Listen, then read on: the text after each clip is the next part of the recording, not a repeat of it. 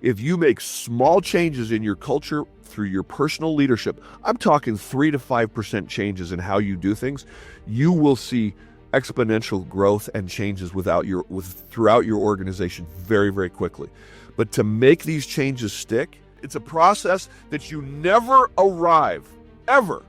Why? Because the market changes, because our customers change, because our employees change, because you change. The world is not static. It is dynamic. It's a VUCA world, volatile, uncertain, chaotic, ambiguous. Welcome, everyone, to Adapt or Die, transformative leadership conversations where top performers unpack the pivotal moments that force them to pivot or perish. I am your host, Andreas Pettersson, and today's guest is someone who walked the path for overwhelmed leader to transformational coach. Welcome so much to the show. Great to be here, Andreas. Thank you so much for having me. I hear you're across the pond, right? I mean, far away right now in the summer. That's great. Yeah, and I get the northern lights a little bit up here, but it's beautiful. But I miss US, I have to admit. 10 weeks is too long. I'm ready to go back to my sunny California. Well, come home soon. Absolutely. Okay, so tell me a little bit about Delegate to Elevate, and tell me a little bit about tell the listeners about your background and how you sort of, what's the main thing you're doing today, and who should really be paying attention during this podcast? Great question. So Delegate to Elevate really has come from years of working with executives all around the world, C-suite to senior executives, to mid-level managers, even a lot of those mid-level managers who are new to leading people really in many cases are struggling because they've never really been taught how to be successful. Typically, who do we promote? The top performers, the best doers. And if you look at a lot of entrepreneurs, they are doers. They get after it. And so when it comes to creating accountability and delegating, they really struggle because they have that ownership. They feel like that comes natural to them. They just do everything naturally, and they struggle when their team doesn't have the same approach or attitude that they have. But many of the challenges that these executives have, and that I had as an executive, are our own creation. It's not that our people are lazy. It's not that they're not committed. It's actually that we train them to be that way. And that sounds like, what? I'm training my people not to be accountable and lazy? Yes, you are. And it is the number one thing I spend time with executives. So at all levels, best to start at the top with the CEO, because culture comes from the top down, and really that how everybody does anything starts there. And so that's what we're going to start with, is how do we create a culture where there's ownership, where there's engagement, where people love to do their work. I define leadership as the art of getting people to want to do important things, but getting them to want to do it, not because you're their boss, because you withhold payment, or because they'll be punished, or because they'll get, talked to, or whatever it is, but because they want to, that they're engaged and they're excited to help you, the owner of the company, the CEO, the senior leadership, solve the problems of the business. That's what Delegate to Elevate is really all about. I love it. People first mindset as well. How many people come to you and they say, well, the problem is my culture, or the problem is people are not doing what they're supposed to be doing, versus how many people come to you and say, I think I have this specific problem with myself and it's my leadership? That's a great question, and a lot of times the focus is on other people not doing what you want them to do. There's rarely a admission that there's a cultural problem, because when I talk to CEO groups, the challenge, a lot of them have this, I think, vulnerability that they've learned through peer advisory groups, which is very, very helpful. But there's also this pressure to look good, right? I mean, to be known as a leader, a driver of results. And so it's hard to sometimes point that finger at yourself. And I find that less often that people are saying, I'm the issue. And I will ask CEOs, on a scale from 1 to 10, how are you doing with delegation? And some of them are very honest. They will say, I'm at a 4 out of 10. Some will say they're a 7 or an 8. But as soon as we start actually talking what delegation is, they revise that number like, wow, I thought delegation was just about letting go of some tasks and responsibility. It's so much more than that. It's about getting your team to take ownership and solving the problems of the business alongside of you, not just you. It's getting them to think critically. It's getting them to fix their own problems. That's more of what ownership and delegation is about than just letting go of a few tasks. And so when they start to see that, oh yeah, I'm not doing as well as I thought, then they're willing to get a little more vulnerable with their own self-evaluation. And that's a great place to start, because they realize that, oh yeah, I guess some of the problems that I have, I'm not doing it right. But then the problem is I give them the tools and they still don't do it, because what I'm going to teach and I will share is so simple, but putting it together in a formula is it's magical, but it's difficult because they have been conditioned their whole life to command and control, to do this, do that, take that hill, if you were to use a military sense, right? I mean, who did most of us learn how to lead from? I mean, I'm the first year of Gen X, so I was born in '65. In '64 we're baby boomers, right? You're a Gen Xer probably, aren't you? I am a Gen Xer. Okay, Just so the last year. The last year, I'm the first year. So who did I learn to lead from? Actually, I had an incredible mentor, which I will talk about. But most of us learned how to lead from the baby boomers, who learned from the greatest generation who fought 2 world wars. Yeah. And that type of leadership that we learn doesn't work today in today's environment. Command and control, the old way of organization in factories and in businesses is not going to work today, and I'll explain why. I just want to touch on something that you said. I think this is fascinating. I think understanding that the culture might not be as good, and then separating leadership culture versus feel-good culture.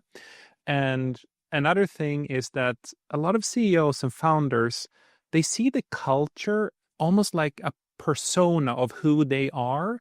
And to admit that something is wrong with the culture is to admit that something is wrong with them. And for some reason, I wouldn't be able to see it myself either. I've been in that situation. You need another person to tell you, someone who isn't driving drunk or isn't subjective in the situation. But tell me, what's the biggest myth? You go into these companies, and what's the biggest myth these CEOs, these high-performance leaders are telling themselves? So I love the question, and I see what you see as well. It's really hard to take ownership for the challenges that you have, and I think one of the biggest myths is that there's this idea of the generations, like we just talked about, the new generations, the Gen Z and the Alpha, whatever they are, that they don't have a work ethic. They're not willing to do the same things that I do. Basically, we all want the same things. I mean, if you look at, we want to have a good life. We want to have some work-life balance. If we're honest, right? They want some of the same things. If you could identify, Andreas, 2 things that cause people to love their work, what would they be? I'm putting you on the spot now, right? Because this is a question I ask the CEOs. Purpose is obviously a key one. I know, or for me, it was in the company I was last CEO of, a product software company. Many people worked for us for the cause, for the purpose of making a difference. They don't want to work for someone who just doesn't have a mission or a vision. Like, why are we on this path? The second one is people work for people. The biggest mistake I see, and I know I have a strong opinion, we might not agree, but people work for people, and if they can't, like, money isn't everything, title isn't everything if your job sucks, and if you can't connect with your leader who helps elevate you. So they basically pick the leader based on the growth potential they see in themselves. Did I do okay on your test? I love you. You're so close. I am going to challenge you, and you can argue with me of what you. A lot of CEOs will say it's the people that they work with, it's the culture. Very close to what you said. I love that you talked about purpose, right? Meaning. it's that's close to it, but there's a little more to it than that. Number one, that you are valued. Okay, so I'm talking about loving their job. I am valued for adding to that purpose. So I can Yeah, work for you, Andreas, and you have a great vision and a great purpose, and you're making the world a better place. But because I work for you, I am contributing to that purpose, and I feel valued for my contribution. Do that's you see so the true. nuance to that? Yeah, I agree 1,000%. Now that you say it, yes, absolutely. Because people don't want to just catch a paycheck. They I'm want to. making a difference to that mission that Exactly. I believe in. If it wasn't for me, we wouldn't be able to. And like then people feel seen, Yes, understood. and so they have to know that they've made a contribution, which you as a leader need to say, "Hey, thank you so much for contributing to our cause. You have added this much value." Now, not everybody wants to be paraded about, and some people want that public recognition, but others want a quiet, honest value just to know that they've made a value. That's number one. Number two, to be challenged. Hmm. I want you to Growth. think about it for a second. When you get to a place where the work is easy, that you can do it in your sleep, there's no, you just, there's really, there's no surprises. You could just, you can do it automatically. How much motivation is there to work, to grow? I'm with you. When you have challenges that are slightly above your capability, if you can grow within the company, if you can be challenged, and you give people within your organization the chance to do important work, but to be challenged in the growth of solving those problems, that's the number two thing. Now, it can't be so much of a challenge that it shuts them down. You and I were talking about earlier, strengths versus weaknesses, right? Sometimes if our weaknesses, if we work on everything, we become defeated because it's impossible. But if the challenges are superable, in other words, if we can reach the mountaintop, that's motivating. And to have the opportunity to grow and to be given more responsibility is what causes people to love their work. But if they get to a place where there's no more growth, intellectual stimulation, a challenge, then eventually they start to atrophy. They start to die inside. Calcify. So that, to me, I don't know. What do you think about those two things? I love it.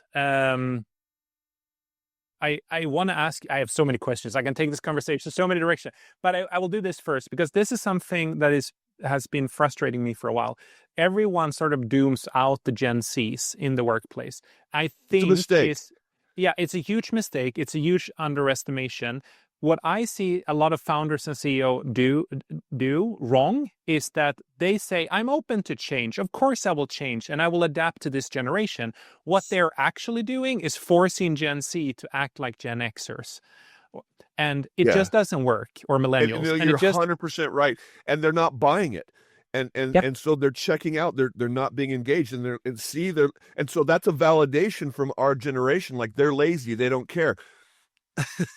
it's the wrong approach. And I think unless a lot of leaders listening to this show or out there change their approach, what are you going to do when you can't hire people anymore? When you need to scale up, you need to grow, and you can't just be taking people that are higher up in a career ladder.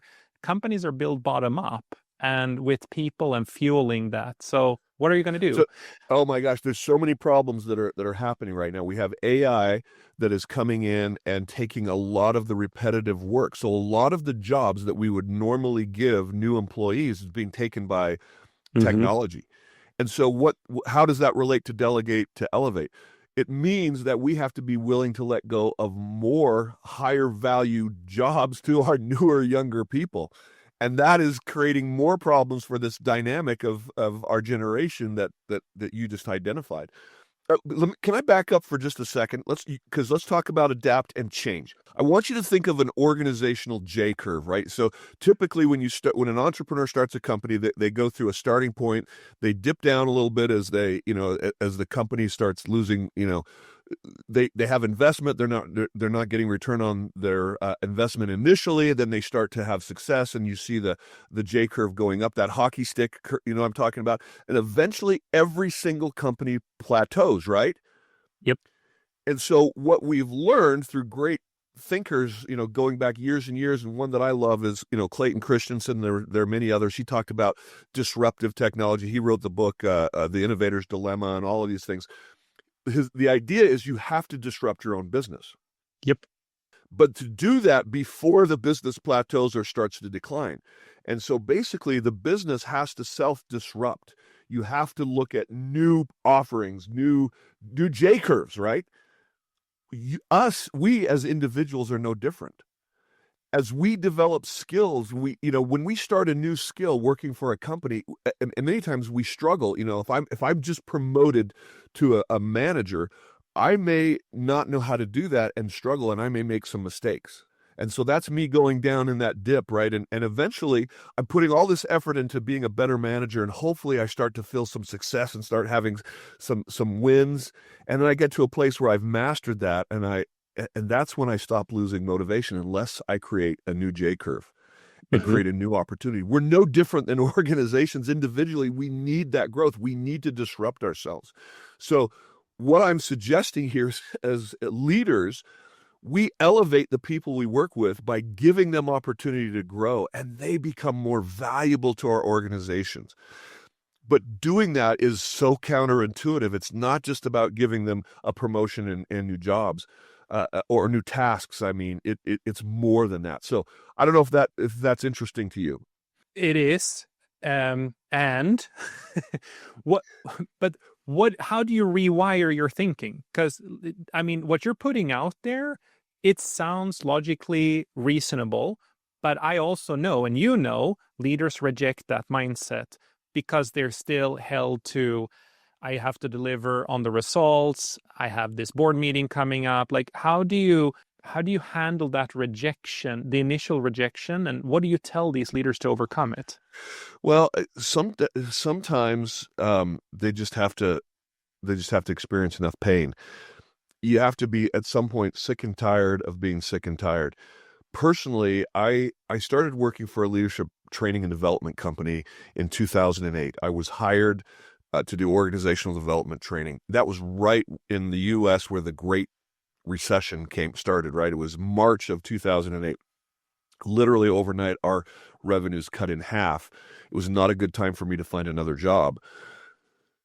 So they asked me to go into sales. I started selling on January 1st. I'd started in March. So by January 1st, I was on 100% commission selling leadership training, which is one of the first things that companies stop buying in a recession. It was tough, and I had some success, but I did things differently.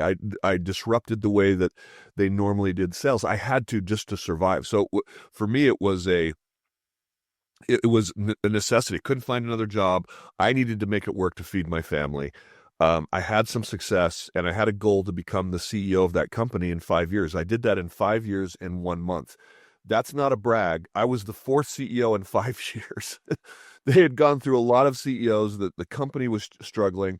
If any of your listeners have ever seen the movie The Runaway Bride with Julia Roberts, she's always running away. And I felt like, well, the company's the runaway bride running away from other CEOs. This time they're going to stay with me. And so my idea is that I was going to build a new culture, and I was afraid to change the old culture, right? Because I didn't have any money for the company. The company had lost money. The owner had put so much money into it. And so I went to the owner and I said, listen, we've got to find a buyer that can inject capital, because I'm not going to be able to turn this company around without capital. And basically the owner said, I'm not willing to sell it for what the value of the company is now worth, because it had started at a high level and lost 80% of its value. And so literally I had to run this company on revenues that I create. It was like running in quicksand. And I did that for almost 2 years, and the owner decided to change and get rid of me. So I tried to walk a line of saving the old culture while creating a new culture, and that was a huge mistake. And for me, the pain was I was fired, and it was the best thing that ever happened to me. Because from that, there's so many mistakes that I made that I could talk about. Because of that pain, of that situation, I was able to to go back and look at my mentor that I had early in my life and see how was he able to create success, two publicly traded companies that were successful, and take the lessons that I learned and share those with other CEOs, and I see a huge change in their performance, their productivity, the culture, the positivity, which is the ability to sustain productivity. And because of so what has to happen? I know that was a long way of answering your question, is that at some point there needs to be either a failure or enough pain that people say we've got to change. There's got to be an impetus for it, and because if a CEO is feeling enough pain, they're going to try to do things differently. It's going to be hard for them to create that new pattern, but all it takes is practice. It takes role playing, and it takes them seeing the result of doing it differently for them to be able to say, okay, that works. And so that's really what it takes. Is it takes a failure or some pain for them to be self-evaluative. So let's say they reach that pivotal moment, they feel the whole organization is behind them, they're ready to do it. And I just want to go off on a quick tangent here before I ask my question. That is, the older the culture is, the harder it is to change. It cements over time and calcifies over time. So you almost need that extreme situation where everyone is like, we got to do something different, something like this is not working, we got to go. So let's say that a company is in that spot today. They find you, they find me. How long time does it take to reestablish such a culture or rebuild a new one? That's a great question. It can take a short period of time. I've seen one of the clients I worked with in a matter of less than a year, they were completely dysfunctional in terms of an executive team. This was a digital marketing company, and they were able to improve productivity by 50% in less than a year and create a culture that was really attracting great talent. And that was a very, very quick turnaround. I want to tell you a case study of one that I think is so worth looking at it. Anybody can look at this, by the way, is the former CEO of Johnsonville Sausages in the United States. Maybe you've heard of those. I actually haven't heard about this one. A food manufacturer based in Wisconsin. And they were kind of a mid-level manufacturing company. They didn't have any major problems. They were growing about 20% a year, which is not bad. But the CEO at the time, his name is Ralph Stayer, was frustrated that the quality of the product was only dependent upon the CEO and senior managers. So the people who were actually making the sausage didn't own that quality. And so sometimes they didn't actively sabotage the quality, but they just didn't own it in a way that he wanted them to. And the company was potentially at risk of being bought out by a bigger competitor. And so he realized that he personally was the block to that company growing or scaling. So often a CEO is the block to the scaling of that operation because they're not letting go of some of the control of the company. And so he became radically, I'm going to delegate everything, right? But he did it completely wrong. He says, I need you to figure out what I want you to do. And he just gave everything to everybody, and it was a complete failure. And he recognized, all right, I've got to change me. And he started letting everybody know that he was serious about giving them more ownership. He put a sign on his desk, Andreas. The sign said, the answer is the question. So when people would come in and ask him questions, he would say, what do you think? He wasn't going to answer their questions. So often, busy leaders have employees that come into them and ask them questions because they honor you. They know that you have all the answers.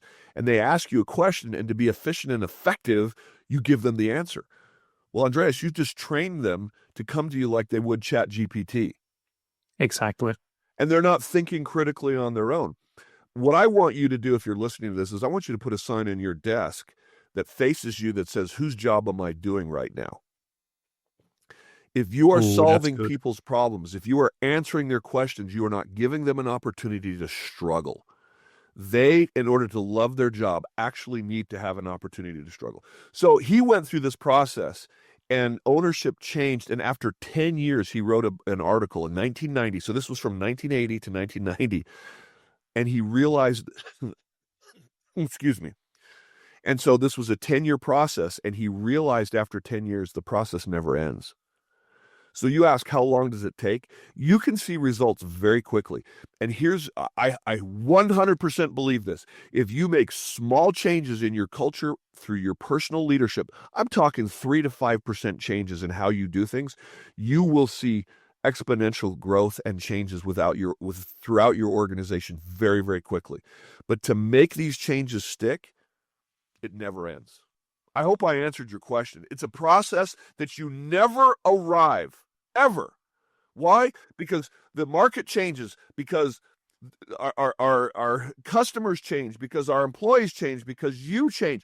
The world is not is static. It is dynamic. It's a VUCA world, volatile, uncertain, chaotic, ambiguous. It will always be that way. And if you think that you're gonna get to an arriving finish line, you're sorely mistaken. I love that answer. Here is why. I sometimes stumble upon people who are like, "Oh, come in, help me fix these things."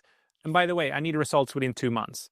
Oh, I'm not willing to change, but everyone else has to. Well, let's So do a it's like, lunch and learn for a meeting, for an hour, and see if we can solve this problem with no, an hour meeting. no. But let's dive back, because I think there's a parallel track here, and you mentioned it before, and that is people's strengths and people's weaknesses and how to focus on one or the other. I feel we need to, in this context, especially with the story with the CEO who realized to look inwards, meaning themselves, before they try to get everyone else to change. Walk me through a little bit more in details your philosophy around strengths and weaknesses and how to work with them. Yes, and let me just go back. If anyone's interested in that case study that I referred to, Ralph Stair, the article is in Harvard Business Review. It's called "How I Learned to Let My Workers Lead." It's a great reference, and happy to have you look that up. And everything that I was telling you is available in there. So what will happen, Andreas, is when I'm talking to a CEO, they'll be saying, "Hey, I work with this guy, Spencer, right? And oh my gosh, he's really bugging me. He's not doing what he needs. I pay him so much money. Can you fix him?" I go, "Sure, happy to do that. But I really need to identify, the things that are helping him. And can we look at your top performers? Are there any trends for your top performers, or what they're doing and how they're behaving that make them successful? Let's look at the people who are struggling. Are there any behavioral tendencies that may be causing them to struggle with the role? Your top and your bottom performers, and see if we can find any trends." "Oh yeah, let's do that," the CEO says, right? I said, "Oh, great. But before we do that, is it possible that part of the problem is that you're part of the problem? And if they're not willing to admit that they might be part of the problem, then I can't work with you, because They nothing are a will part of the change." problem 100% of the time. It's their Yeah, company. They're the CEO. They have to be. that's right. And so one of the things I will do is I use a leadership and communication survey that is incredibly powerful. It takes literally 7 minutes for them to take, because if I'm working with a CEO, they don't have 45 minutes to an hour to take a psychological battery. And so I take a tool that has been around for almost 40 years. It's one of the scientifically validated high correlation coefficient assessment, and I take that with them, and I'm very quickly able to validate what's going on in their organization by do you agree that this represents how you behave, how you think and act? Yes, it is. Then I say, then if that's the case, this X, Y, and Z is happening in your organization. They're like, "Oh my goodness, it is." Because the culture, again, is created from the top and how that leader behaves. So I'm able to very quickly point out their strengths. Now, in the United States, there's a huge strengths-based movement. There's Strengths Finder. You've got Marcus Buckingham, Now Find Your Strengths. I mean, I've got books upon books Gallops and yeah. of all these, utilizing your strengths. I went to a conference, Andreas, a global conference, where one of the presenters said, "All you have to do as a leader is focus on your strengths, and it will pull up all of your weaknesses." Well, I don't golf very much. I don't know. Do you golf? Oh, I golf. Okay. So let's say, Andreas, you're really good at your driver. Okay. You can hit that ball hundreds of, 300 yards very accurately, but your putting game is terrible. How many championships are you going to win? Huh? That's why I putt with the driver. If you just focus on your driver, will it make your putter better, your putting game better? No, you actually Absolutely have to not. focus on your putter, don't you? I would even argue the more I focus on the driver, the worse my putting game will be, because that's a very sensitive, subtle skill, while the other one is more a matter of strength and ripping. It is precision versus, yeah, you get it. 100%. So you can get some returns by working on your strengths, but after a while there are diminishing returns. Would you agree? 1,000%, So yes. if you're looking at efficiency, you actually get more return by working on the weaknesses. So I think their argument is fallacious. I had on my podcast, I had a guest, world champion, gold medal men's figure skater, Scott Hamilton from the United States. He won in 1984, won the world championship gold medal. Anyway, long story short, when he became, he was not always at the top of the skating game, but eventually he made the 1980 Olympic team, finished fifth, all right? And he wanted to know, the top three skaters all retired the very next day. And so he was ranked number 2 in the world in 1980. And he needed to beat the number 1 skater. And he asked himself, what do I need to do to be number 1? It wasn't work on his strengths. It was working on the things, what he called compulsory figures. It's the figure eights. He loved to do backflips and all the, the great acrobatic things, but it was the figure eights, the basic things that were preventing him from being the number 1 skater in the world. So he said, I hated compulsory figures and they hated me back. But because he changed his attitude and he focused on, first of all, loving and embracing that weakness, he made it a strength. He was never number 1, but he was second or third, and that was enough to make him a world champion. If there's any listener out there that is a Formula One or Le Mans race car fan, I want you to think of, those cars. Some of them have between 600 or 1,000 or 1,200 horsepower, right? Those engines are just unbelievable. So much power that if they're not careful, the car will turn into a plane and fly. They have to work on actually figuring out how to keep that car on the ground. They have so much power. Your strengths are the engine. But if you only focus on the engine, you got half the game. What else do you have to focus on? You have to focus on reducing drag. You have to focus on reducing friction. So our weaknesses, Andreas, are the drag, are the friction that we experience in leadership. If you ignore those, you do it at your own peril. I, as a CEO, when I had those challenges, when I didn't have the money, I leaned into my natural, what I call authentic leadership style, which is command and control. And I didn't get the buy-in that I needed from the people. I became more of a dictatorial steamroller, and that is not what is needed for engagement or employee buy-in. And I shot myself in the foot so if my strength is to be assertive and direct, if I just lean into that, just like the driver, it's not going to work in all circumstances, is it? I just want to point out you mentioned vulnerability. And by the way, I have one or two more questions, and then we'll jump into a quick lightning round here. The time just flies because I'm so sorry, but let me say one thing, because you mentioned in Europe there is a greater focus on weakness, right? Exactly. So that's what I wanted to say. In Europe, vulnerability, and it's the Brené Brown and power of vulnerability. And the more open you are, the more deeper connections you make. And if you as a leader lead with vulnerability and you say, I screwed up, or like, tell me what am I doing wrong? What should I do differently? People feel seen, they feel heard, they feel safe, and safe people, they dare to be great. They get inspired.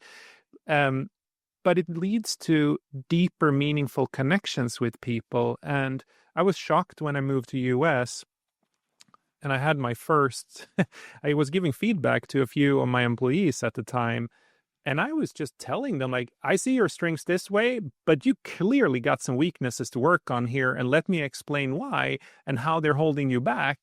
And people were like taking back, like, whoa, whoa, whoa, you can sandwich one weakness in here. Like, don't give me 3.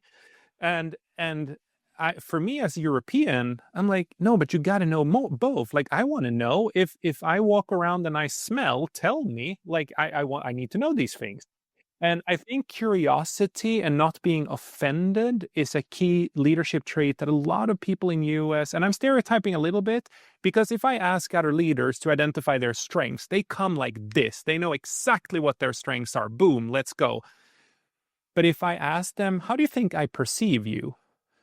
They usually can't say that. They usually can't give me the negatives. So I think there is some cultural things here. And I think vulnerability is a strength. It's a massive step. You're exactly right. I want to tell you a quick story. I was talking to a CEO group, and one of the owners works for a company, a media company that did all the Google Corporation training videos. Mm-hmm. And he said, I haven't talked to you about how I create delegation. We just don't have time for it now. But he said everything that I was teaching, that's what Google was doing for their mentor program without the accountability, because you need to have, that's what a leader needs for the follow through. So I added that level of accountability that leaders can create. So he was very complimentary, but he said the kids today in the US anyway, they don't want you to come and coach them and tell them. They say, don't give me the Brene Brown, the Simon Sinek crap. Just tell me what to do. Mm-hmm. They don't want to think. They don't want to be challenged. And it's really unfortunate. I'm going to challenge you a little bit. I coach people in Europe, and I know that there's some command and control leaders out there at major organizations like Deutsche Telekom, and there's cultural differences. If you're from Germany and you have an employee from Poland or Italy, they treat each other differently. And so there are challenges in Europe as well. But in the United States, you're exactly right. We are so focused on just empower your people and everything will be okay, and it creates chaos. And so the answer is focus on just a little bit of your strengths at a time, because if you focus on your weaknesses, if you work on too much of your weaknesses, it can overcome you. It takes too much energy. So be strategic about the focus of weaknesses. If you're in Europe, yes, utilize your engines, utilize your strength, and be strategic, working on your biggest weakness first, eliminate that, then work on the next one. There's a whole process for doing that. It's very easy to do if you're self-motivated and I'm sorry, I'm rambling now. Let's cut. Oh, you're good. No, but I wanted to I want to add one thing here, and that is Europe absolutely have the cultural problems of every single country is very, very, very different. Scandinavian countries are very different from German, very different from Polish, very different from Southern Europe, UK, all of it. It is a completely different mindset. And I would argue the biggest problem for a lot of Europeans is they don't dare to be great in many situations. Interesting. So it's kind of reverse. I love US. Like I trust me, I favor that any day of the week. We have a lot of great things going for us. Despite all of our weaknesses, there's a lot of benefits. And I think if men would be, especially men, would admit a little bit more how they actually feel and what their actual weaknesses are, especially in top positions, they would move quicker and get results quicker. That's a sign of emotional intelligence, isn't it? Yeah, it is. Absolutely. Let's dive into a quick lightning round. Maybe we need a second follow-up here because this was super interesting. Quick answers. What belief did you personally have to let go to evolve as a leader? That the belief I had to let go of is that my force of personality was not enough.